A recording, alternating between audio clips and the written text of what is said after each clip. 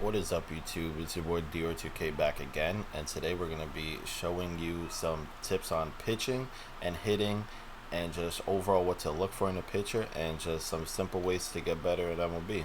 I started playing in set 2, so kind of recent. I just started playing this year. This is my first MLB The Show, and I'm already in 800 rating. So we're working our way to World Series, but we're already up there. My ERA currently is, I believe it's under 1.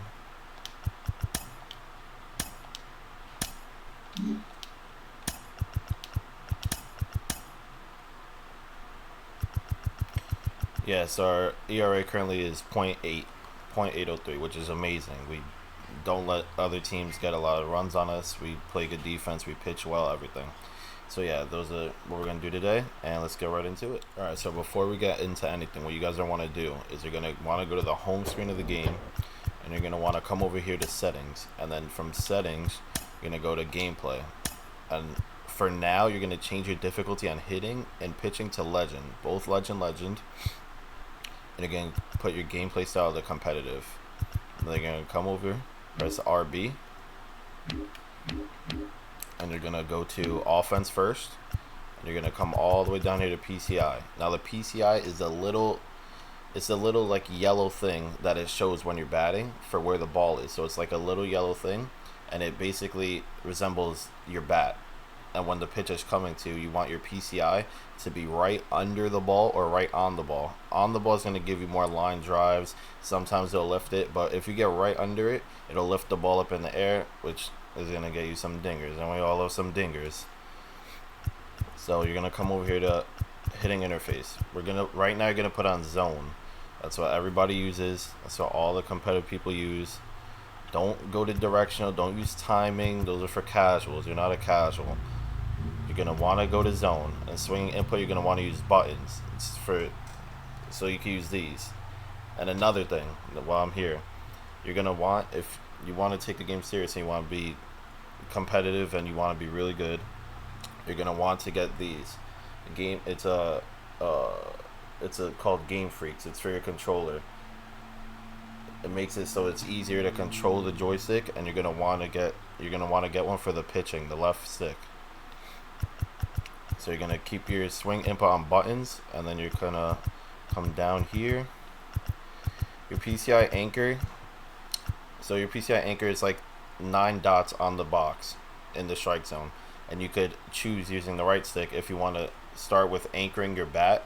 So the PCI, if you want to anchor it anywhere in the batter's box. So you can start with it in the top right corner, the bottom left corner, bottom right corner, wherever you want it. I personally have it off because I like to be able to freely move it around, but that one's all preference. Alright, so now we're going to come down to PCI center. I use bat.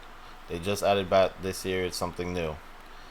Bat, I feel like bat is the best one because what a lot of people don't know is bat, it doesn't change. No matter your player's vision, if it's a 54, if it's 125, it won't change. It's all going to be the same, so you don't have to worry about it. And then I use only the inner. I don't use the outer. I use only the inner. And I use wedge. I feel like wedge is the best one for me. All this really is personal for your eyes, whichever one pleases you and which one you feel like is easier to hit with.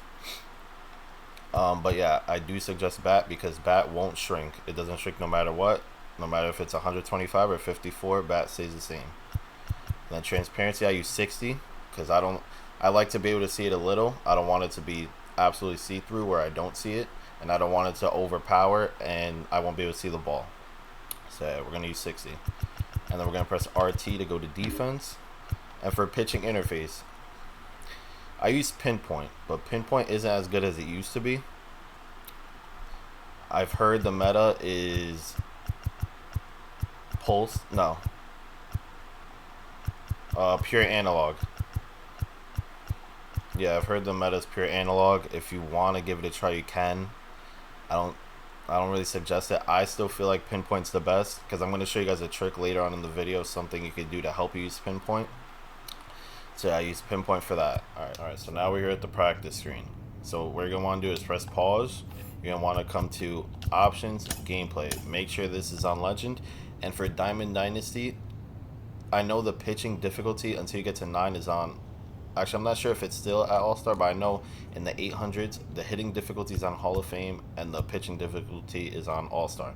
But for this, we're gonna change both to Legend because it's practice, and you're gonna leave that on competitive. You're gonna press Apply Changes.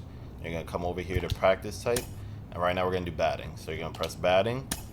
You're gonna make sure it's Ohtani, and I like to use Tatis to bat with. I told you in the last video he's a demon. He's him. So right now what we're gonna want to do is you're gonna want to press all the boxes in the strike zone. You're gonna only want to see strikes to start, and you're gonna press Start.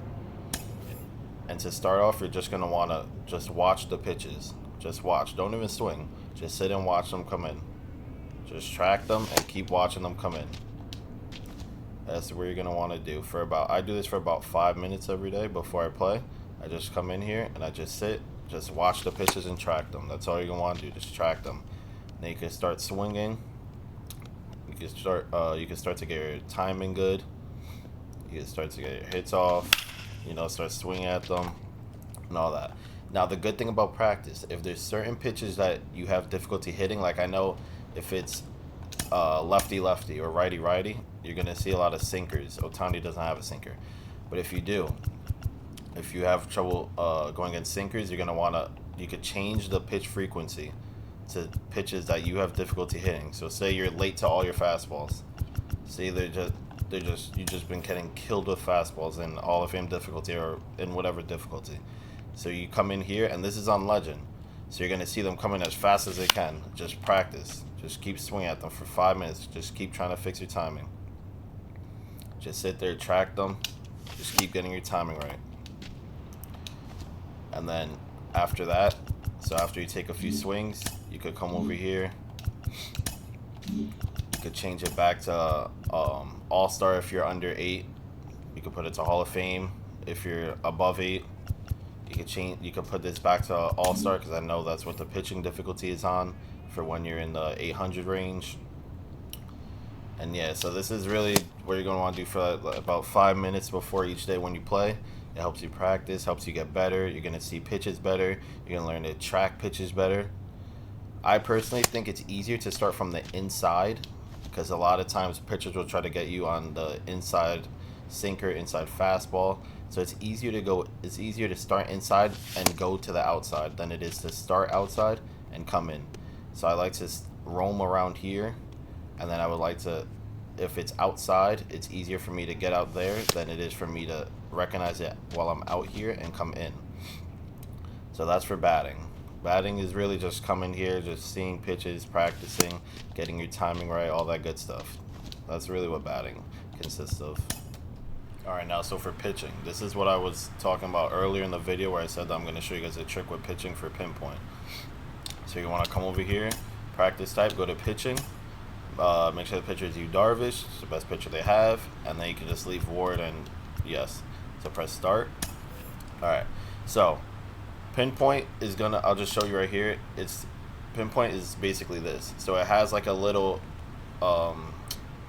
basically like a little drawing, I guess you could say, like a traceable drawing. Like you got to trace what it's showing you. Just repeat what it's showing you, and then at the end you got to get to the little blue dot in the bottom left.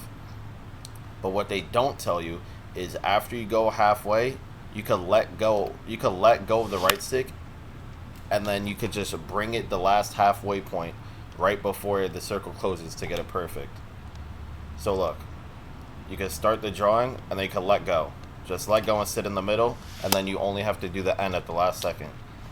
It's way easier than doing the whole thing, than sitting it out and trying to time it all the way from the top. A lot of people don't know this. So yeah, you could just draw half of it, sit and wait for it, and then go at the end. It's much simpler, way easier. I love it. I think it's still the best. It's still accurate. It's just a lot of people didn't know that. I'm gonna show you guys again. You could just draw what it says, wait at the halfway point, and then throw the last. One more time. It works for any pitch. Just draw it, sit, wait for it, and then let it go. It's simple. A lot of people didn't know you could do that, but yeah, that's one of the tips and tricks to help you get better for pitching. Just hold it, Literally just let the left stick go. I'm gonna show you right here. You can just draw it and then just let it go, and then just draw the end, just like that. Simple, easy, efficient. I don't know why more people don't do it. A lot of people don't know about it, but now you do. So you can let me know in the comments which pitching you use, which batting you use, what PCI you use. I'll try other ones if you guys have other suggestions. I'm open to it. But as you can see, it's really easy. It's really easy. Pitching is really easy. So now I'm going to show you guys what to look for in a pitcher and which pitchers are good for Diamond Dynasty and which pitchers I like to use for my team and my bullpen. So let's get right into that now. Alright, so for starting pitchers, I'm going to come down and show you guys who I use right now. For starting pitchers, you're going to want to have at least 5 starters and 2 in your binder. The reason being for that, if you play head-to-head ranked, after one game, your players are going to look like Randy Johnson. He's going to be dying on the mound. You cannot put him out there because he will have a heart attack and he will not be able to play past 1 inning if he can even make it past 1 out. As you can see, he has no energy. Bob Gibson, over half. Chris Sale, not full. Professor, no energy. And Sandy, no energy. So you're going to want to make sure you have those 7 pitchers so you have players to send out with full energy to start the game. Now for bullpen, you're only going to need the 8. You're not going to need past 8. You're never going to have a bullpen game where you have to use all 8 pitchers and then they're going to have no energy next game. That'll never happen unless something's terribly wrong. It's never happened to me. I don't see how it could happen. So yeah, you're only going to really need the 8 unless someone's playing bad for you. You could always obviously switch them out. But yeah, you're only going to need 8. Now, next thing you want to look at is the player's pitch mix. Nolan Ryan. A lot of people use him. Comp people use him. I use him. He's expensive for a reason. He has a fastball and a circle change that look exactly the same coming out of the hand. You can't tell the difference till it gets to you, and one is all speed and one is fast. So it helps you even more. Also, quirks. He has outlier 1. Really good. It makes him throw over the speed he can. As you can see, it says his fastball is a 99. In game, he throws over that. He throws about 100, 101, 102. He also has break outlier, which is loses less break when he's tired, which is really good. Through the late innings, his pitches will still have movement, still be able to throw batters off, and it won't lose that just because he's tired. He's still gonna have that stuff to him.